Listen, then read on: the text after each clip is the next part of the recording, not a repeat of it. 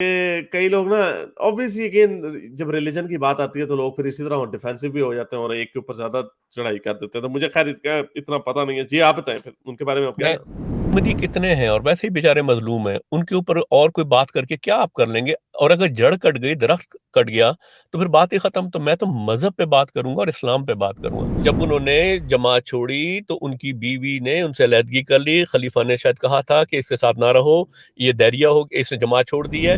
पूरी जमात जानती है कि मैं जमात छोड़ चुका हूँ और उसकी वजह से मेरे बच्चे सफर भी कर रहे हैं, उनकी शादियों के भी मसले हो रहे हैं। उनके पास वो बरेलवियों के पास तो वो अथॉरिटी नहीं थी ना जो मिर्जा गुलाम कादियानी के पास थी। उसने तो एक पूरा पॉइंट ऑफ व्यू ही बदल दिया ना। तो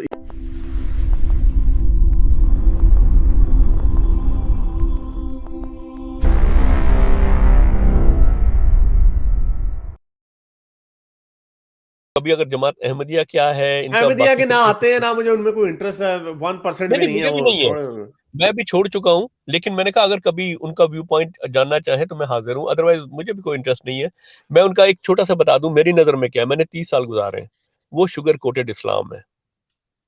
नहीं उन्होंने भी लेकिन शुगर एक कोट करने चलिए अब आप मेरे हथे आए हैं तो मुझे बताएं जरा। एक एक बाबा जी हैं, मुझे उनका नाम भूल गया। वो प्रीचिंग करते हैं, बड़े एंटी अहमदी हैं। वो पहले अहमदिया थे, एक्स अहमदी हैं, लेकिन वो इस्लाम के बड़े थे। मुझे मुझे उन्होंने कोई मुझे उनका नाम AK भूल शेख रहा है। साहब, मैं बता देता हूँ, यस AK एक शेख साहब। सुन लें, पहले सुन लें जरा। मैं कहानी बयान कर दूं क्योंकि मुझे बड़े बात मेरी एक दफा इनसे उन्होंने मुझे पता नहीं कहीं से मेरा नंबर लेके उन्होंने मेरे से फोन पे बात की।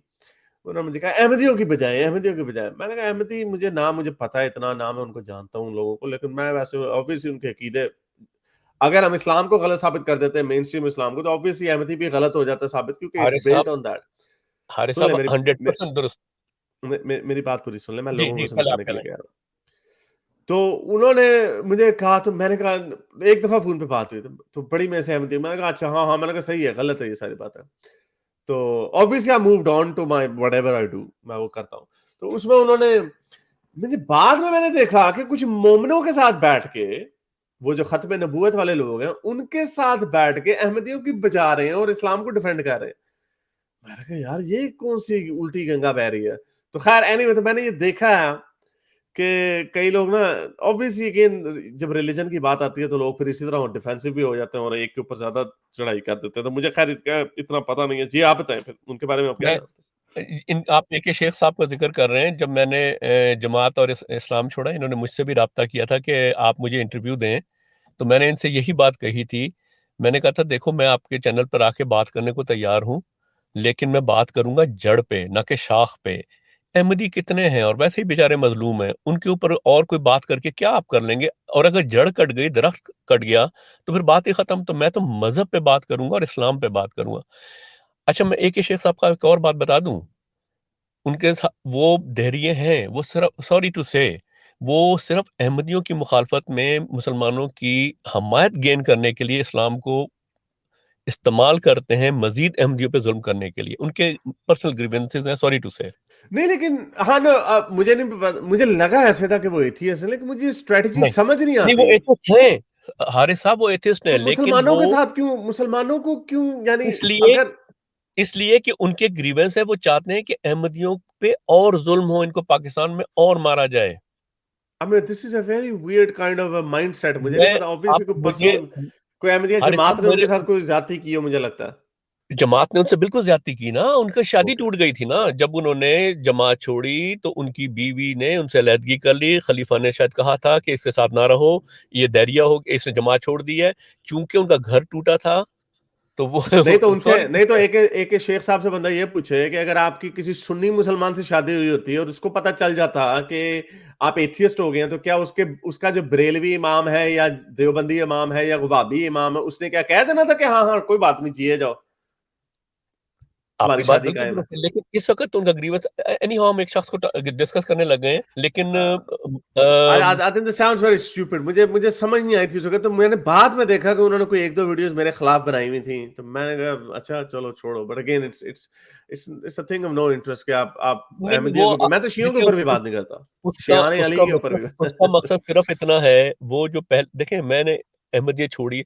मुझे आप क्या समझते हैं हारिस साहब, मैंने जब एलानिया अहमदियत छोड़ी, मैंने तो एलानिया छोड़ी हुई है। मैं आपको वो वीडियो फेसबुक मैं अब पता है मुझे थोड़े से मसाइल बच्चों को इतने ज्यादा हो गए थे कि मुझे अपने फेस के साथ अब मैं आपके सामने नहीं आया अभी भी, लेकिन पूरी जमात जानती है कि मैं जमात छोड़ चुका हूँ और उसकी वजह से मेरे बच्चे सफ़र भी कर रहे हैं, उनकी शादियों के भी मसले हो रहे हैं।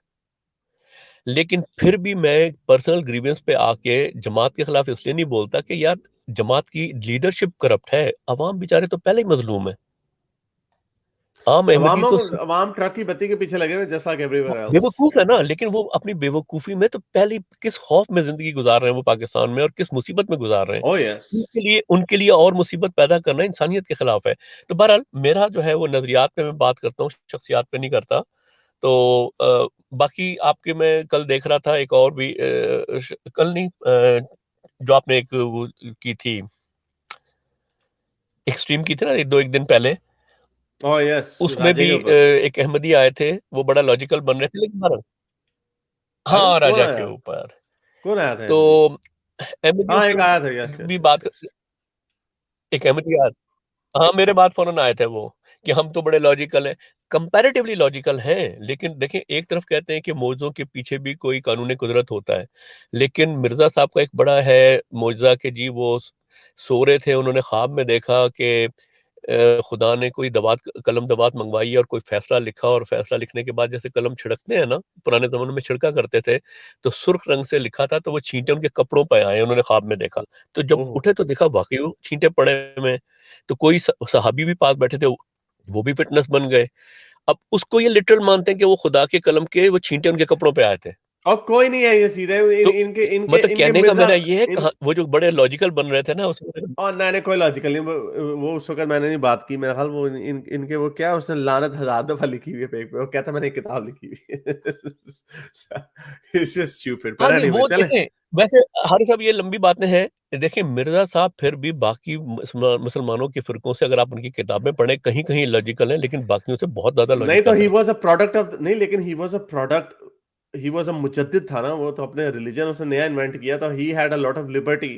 तो वो तो नहीं, नहीं, 20वीं सदी का नहीं, आदमी है ना वो। यहाँ भी आपकी गलतफ़हमी है। उन्होंने कोई नया रिलिजन नहीं बनाया, नहीं ही एक नया इसी सेंस में बनाया ना जमात कि बनाई।